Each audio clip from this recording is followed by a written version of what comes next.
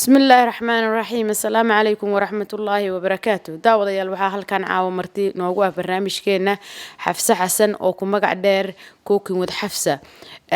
Xafsa waa gabar Soomaaliyeed oo aad iyo aad looga yaqaan baraha bulshada Xafsa marka ugu horeysa waxaan kugu soo dhaweynayaa TV-ga qaranka Soomaaliyeed marka labaadna waxaan kugu soo dhaweynayaa magaalada London soo dhaw Xafsa Thank you very much jazakallah waa dhawaha Xafsa marka ugu horeysa su'aashayda inaan ku weydiin rabo waxay tahay gabar Soomaaliyeed oo baraha bulshada laga yaqaan ayaa tahay markii la iraahdo dhinaca wax cunto karidda waxyaabaha la isku qurxiyo sida la isku wajiga loo nadiifiyo jirka bini'aadanka oo dhan barnaamij aad u ballaaran waay runtii arrintaasi ma waxaad iskuul u tagtaya mise waa arrin ay nolosha ku barta marka ugu horeysa waxyaabaha oo qurxinta waxa la dhihi karaa nolosha ay bartay maxaa yeelay gabar kasta way jeceshahay inay is qurxiso marka waxaan jeclahay gabdhaha Soomaalida maadaama ay isticmaalaan waxyaabo badan oo la isku cadeeyo gabdhaha qaar arrintaasna arrin xun ay leeyahay aniga in maaragtay aan ka waaniyo oo aan ka hortagno waxyaabahaas maadaama aysan faa'iido lahayn marka taas habkaas aan ku bilaabay cunto kariskana 12 sano ugu dambeysay aan ku shaqaysanayay iskoolan aaday Minnesota markaan joogay ma sha Allah so yeah waxaad sheegtay inaad iskuul u tagtay sida wax loo kariyo maxaa kugu dhaliyay in adoo gabar Soomaaliyeed intaad iskuul u tagto cuntada sida loo kariyo idoo Soomaaliyeed aaminsan tahay in ay shaqa sidaas haysanahayn maxaa kugu dhaliyo kugu kalif inaad u fikirto iskuul u tagto haddana aad ummadaada Soomaaliyeed uga faa'iideyso actually haddaan Soomaali nahay inaan wax sida loo kariyo aan barano aad ay muhiim u tahay Soomaalida uma arkaan cunto kariska iyo waxyaabahaas muhiim ah laakiin haddaan Soomaali nahay qaasatan aad ay muhiim noogu tahay sababtuna waxay tahay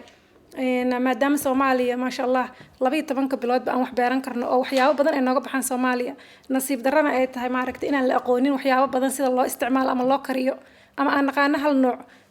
qof kasta Soomaali inuu barto wax wadankiisa ka soo baxo oo maaragtay different ways siyaabo kala duwan loo sameeyo aad ay muhiim u tahay marka aniga waxyaabaha igu dhaliyay in aan bilaabo barnaamijkan wuxuu ahaa waxaan sameyn jiray barnaamij youth-ka magaaladeeda degan Canada ka imid waxaan u sameyn jirnaa casharo sida cunto kariska Soomaaliga loo barto waxaan arkay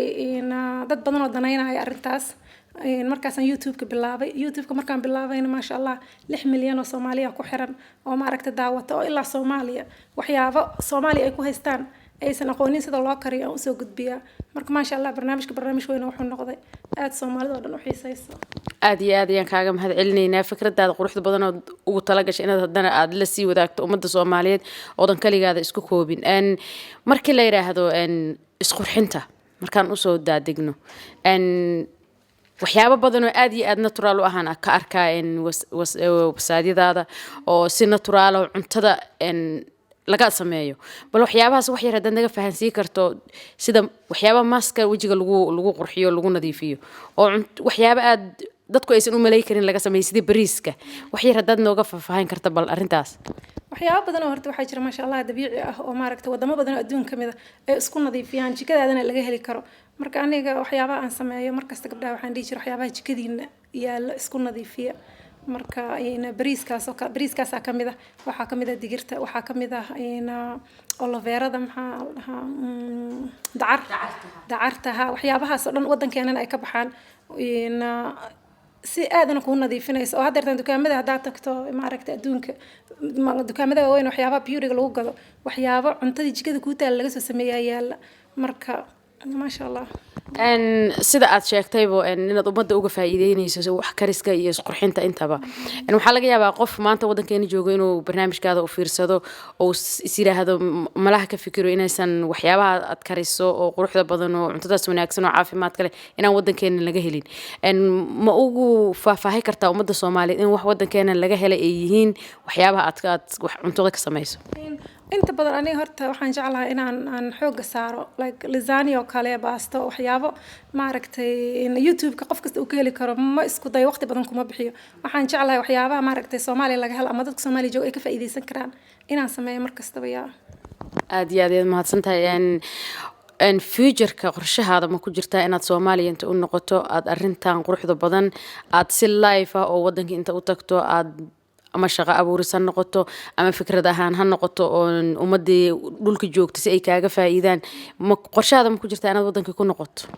إن شاء الله قرشوين وين عن معركتي عن صوتنا ومدة صومالية لوجا فإيدينا إن شاء الله سبرايز إنه قنيسة insha allah sarbaras ka soo wada sugaynaa halkan waxaa iiga muuqanaysa waxyaaba la isku qurxiyo oo dadka ay isku qurxiyaan halka miiskan saaran wax ma nooga sheegi kartaa bal halkan waxa saaran إن بيج كي ما دام عرفت حيابها إن ناتشرال عن كهبل طبيعي أنا كهبل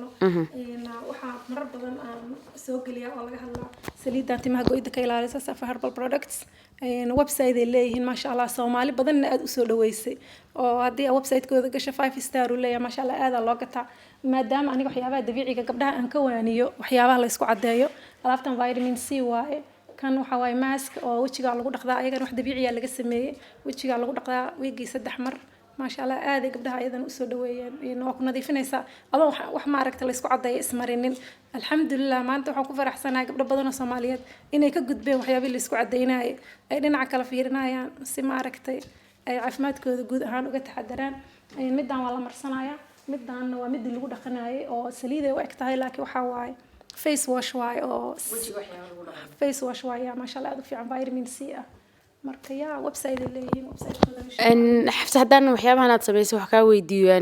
ma adigaa samaysatay oo adigaad warshadaad leedahay samayso mise warshado kale aad ku xiranta oo kula sameeyo oo aad wax ka qaadataa aniga wax product aniga aan leeyahay maaha laakiin se company-yaal aan wax ka gadan jiro waaye waxyaabaha aan jeclayna maadaama aan Soomaali u soo gudbiyo mar kastaba waxay idaan waxaas xagee laga gataa waxyaabo badan aan soo geliyaa marka aan soo gelinayna waa arka muhiimadda ay leedahay meesha ay ka heli karaan in aan soo gudbiyo marka website-kooda aan soo gudbiyaa meelaha laga heli karaan u sheegaa ma sha Allah aadayna u soo dhaweeyaan aadayna ii trust garayaan ma sha Allah I feel honored aad iyo aad xafsa by the way dad badan ka faa'iiday wixii ay soo qoreen feedback-gana Facebook-gayga ka akhrin kartaan oo warqado kumanaan gaaraya gabdhihii marsaday wixii ay ka faa'iideen aad iyo aad xafsa markaad leedahay wax kariska haddaan dib ugu noqdo anuu aad u xiiseynaya dad badan wax ku soo weydiiyay markaad cunto qurux badan aad soo kariso